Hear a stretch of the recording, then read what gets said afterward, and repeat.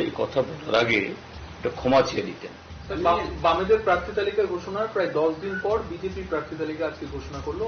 ইতিমধ্যে আপনারা মনোনয়ন পত্র জমা করতে দেখলাম। মুখ্যমন্ত্রী বলছেন যে কোনো লড়াই হবে না, একচেটিয়া হবে ফলাফল। কি বলবেন? আমিও আগতলে বসে বলে দিতে পারি, লড়াই হবে না, কিন্তু লড়াই শুরু হওয়ার আগেই ওনারা সেখানে আমাদের নেতৃত্বদের এই উপরে হামলা চালাচ্ছেন, কোনো মিছিল মিটিং করতে দিচ্ছে না। যদি পরিস্থিতি এরকমই হয় তাহলে কেন এই ধর্মনগর সহ সারা ত্রিপুরাজ্যের মধ্যে এত উপদ্রুত, এত যে বিরোধী দলগুলোর উপর আক্রমণ? তার উত্তর ঠিক মাননীয় মুখ্যমন্ত্রী। আগরতলা বসে অনেক কথাই বলা যায়, ঠিক শুধু আমাদের সম্পর্কে না, তিনি শরিক দল সম্পর্কে কথাই বলেন। মথার বিরুদ্ধে ওরা কিছুই নেই, ওদের দেখিয়ে দেওয়া হবে, একটি আসন দেওয়া হবে না। আবার দেখা যায় সেই মথার সাথেই তাদের সমঝোতা করার জন্য সমস্ত আত্মসম্মান বলিদান দিয়ে সেখানে গোপনে গোপনে অনেক কিছু করছে, অতিক্রম করেছে। কাজে এগুলোর কোনো অর্থ হয় না। কংগ্রেস সিপিএম এর জোট না হওয়ার সুফল বিজেপি পাবে, অনেকটা এরকম ইঙ্গিত ছিল, কি বলবেন? না, আমি সেদিনও বলেছি এই নির্বাচনটা, এটাতে এই ফলাফলে সরকারের সেখানে কোনো তার অস্তিত্বের মধ্যে কোন ধরনের দাগ কাটবে না, প্রতিফলন ঘটবে না। এবং কংগ্রেস একটা সর্বভারতীয় দল, এই ত্রিপুরাজ্যের মধ্যে একটা সময়তে টানা 30 বছর সরকারে ছিল, তারপর 5 বছর আবার টিউএসের সাথে সরকার করেছিল। তারপর তারা যখন বিরোধী দল ছিল, কংগ্রেস দলের সমস্ত লোক বিজেপিতে চলে যাওয়ার আগে 2013 ইংরেজি বিধানসভা নির্বাচন পর্যন্ত কংগ্রেসের ভোট প্রায় 44% ছিল। কাজে কংগ্রেসকে আমরা খাটো করে দেখি না। কিন্তু 2018 পূর্ব বা 1978 পূর্ব সেই কংগ্রেসের অবস্থা সেই জায়গাতে নেই। এটা কংগ্রেস দল প্রকাশ্যে স্বীকার না করলেও নিশ্চয়ই তারা মন থেকে, ভেতর থেকে এটা স্বীকার করবে। সেই জায়গায় দাঁড়িয়ে 23-এর একটা পরিস্থিতিতে আমাদের জোট হয়েছিল বিধানসভাতে, তারপর আবার 24-এ একটা পরিস্থিতি তৈরি হয়েছিল সারা দেশের ক্ষেত্রে, সেই 24-এর জন্য জোট হয়েছিল। কিন্তু জোটের পরে সেরকম ভাবে কোনো যৌথ আন্দোলন, যৌথ কর্মসূচি এসব কিছু হয়নি। হ্যাঁ, কংগ্রেস এবং আমরা বামফ্রন্ট উভয়ই গণতন্ত্র পুনরুদ্ধারের জন্য একই সুরে কথা বলেছি। তার মানে এই নয় যে সমস্ত নির্বাচনে সেই জোট হবে। তো সেই জায়গায় এই উপনির্বাচন, এটা কারোরই জানা ছিল না হবে, অকস্মাৎ হয়েছে।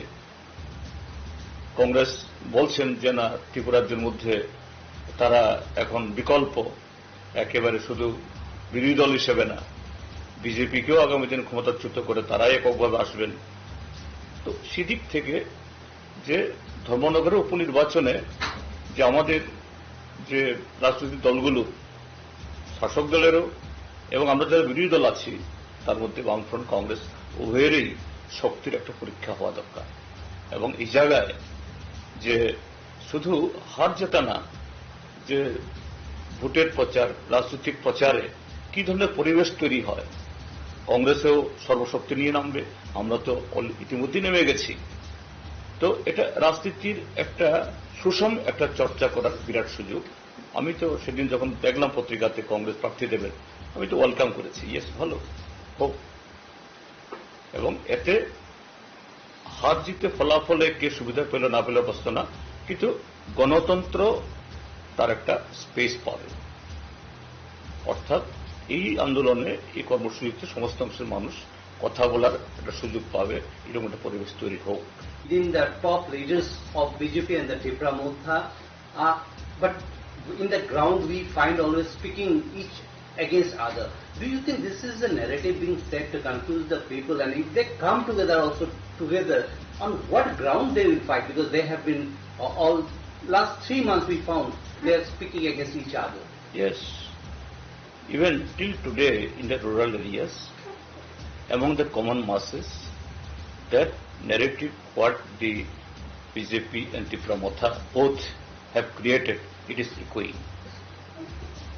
Still, the Tripura Motha people, they are believing that they are contesting alone, and BJP people also, they are understanding that they are going alone.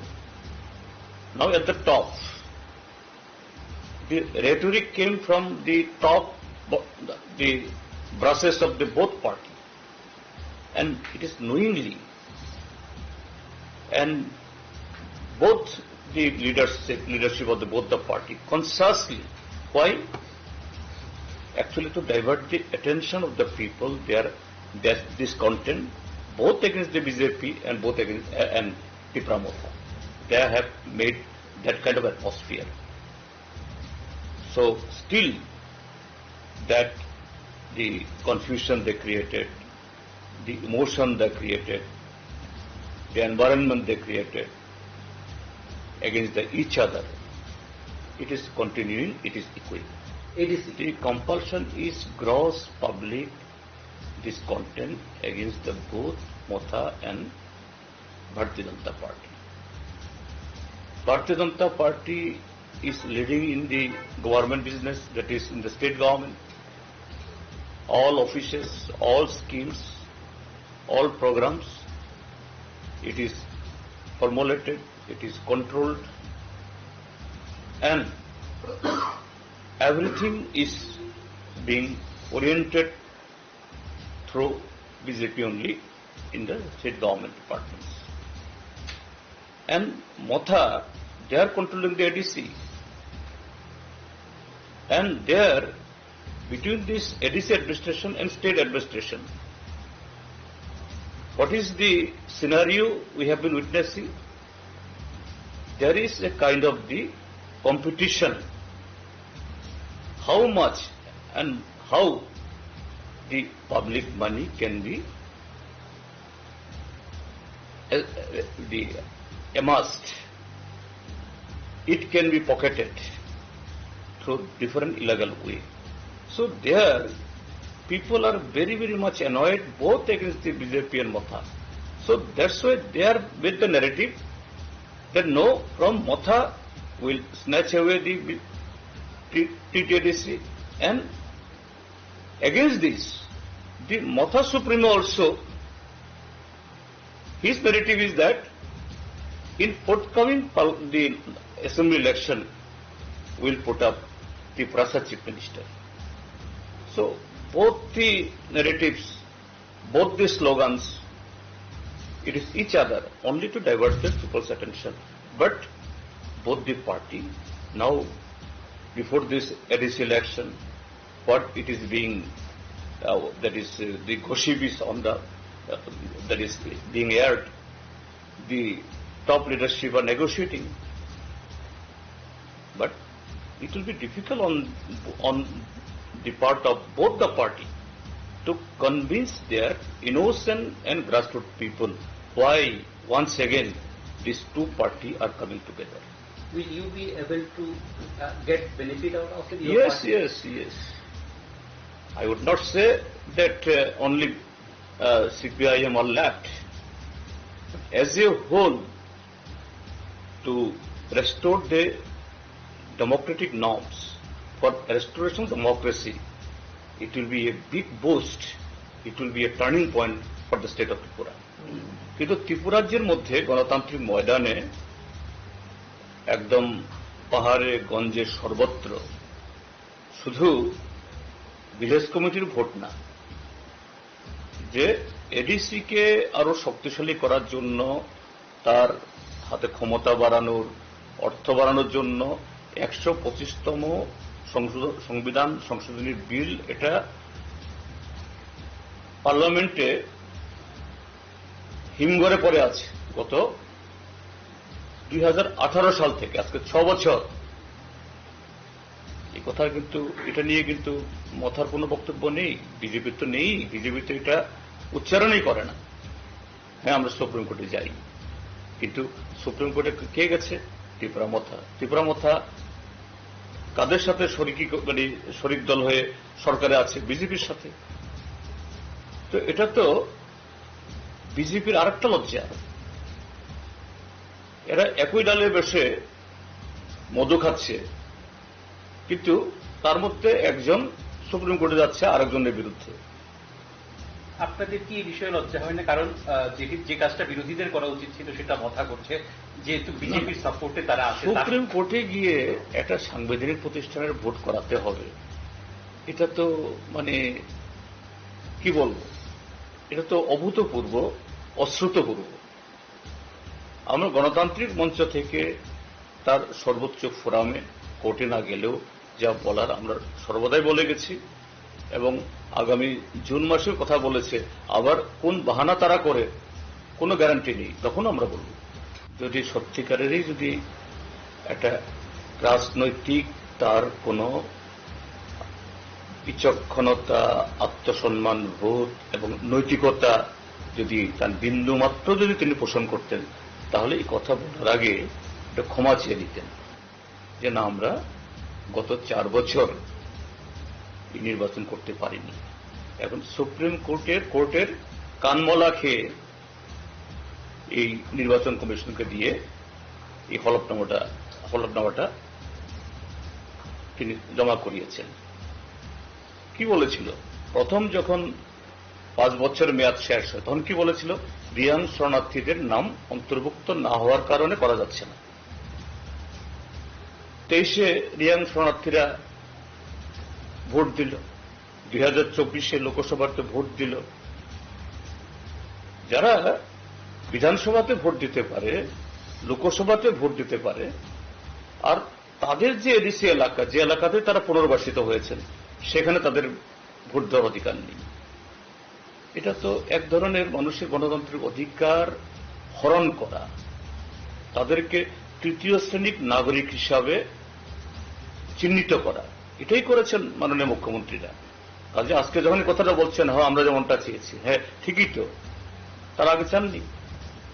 এখন সুপ্রিম কোর্টের ঘাট ধাক্কা খেয়ে তারা চাইতে বাধ্য হয়েছেন। কাজে রাজনৈতিক একদম বিন্দুমাত্র নৈতিকতা থাকলে এই কথা বলার আগে একটা শব্দ তিনি বলা উচিত ছিল যে আমরা ক্ষমা চেয়ে নিচ্ছি, আমরা ব্যর্থ, আমরা পারিনি, বা আমাদের এই মানসিকতার জন্য এটা হয়নি। বিধানসভাতে কথা বলার, এখন সামনে আজকেই বাজেট অধিবেশনে কথা বলবো, এই বিষয়গুলো যখন আসবে এগুলো ফ্ল্যাক্ট হবে, কেন আমরা কথা বলবো না? বিধানসভায় সব কথা বলতে হবে, এখন তো কথা নেই। কিন্তু ইতিমধ্যেই এই বিষয়গুলো মিডিয়ার মাধ্যমে এবং নানাভাবে জনগণের কাছে তুলে ধরা হয়েছে। স্বাভাবিক, আমাদের বর্তমান শাসক দল যদি সত্যিকারের গণতান্ত্রিক হয়ে থাকে, তারা শুধু বিধানসভাতে সদস্যরা কি কথা বলছেন সেটা তার দিকে নজর রাখবে না, তারা সমস্ত ঘটনাবলীর দিকে নজর রাখবে। এরা যদি ঠিক সেরকমই জনমুখী হয়ে থাকেন এবং সংবেদনশীল হয়ে থাকেন।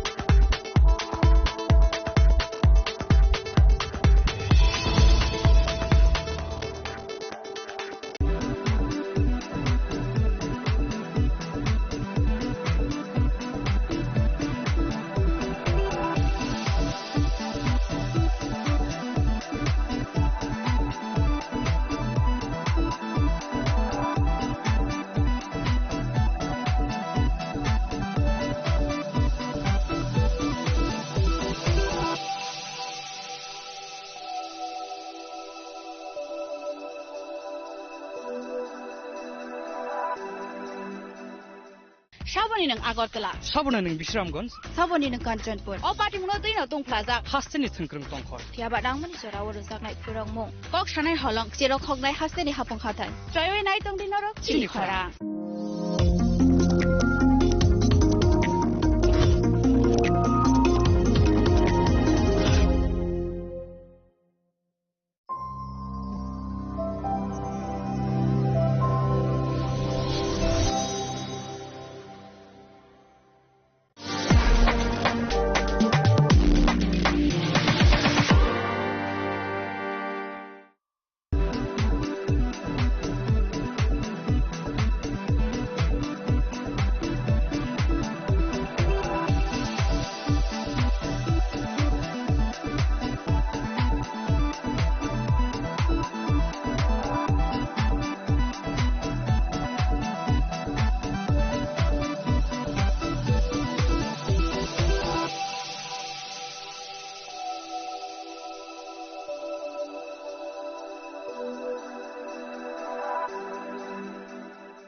সাবনি নং আগরতলা সাবনা নং বিশ্রামগঞ্জ সাবনি নং কাঞ্চনপুর অ পার্টি মুনো তৈন তংफ्लाजाक हास्टेनि थोंख्रों तंखर थियाबा दांमनि जराव रोजाबनाय फोरोंमुं कक सानाय हलं जेराव खगनाय हास्टेनि हापुं खाथाय जयवे नाय तंदिनरक चिनिखरा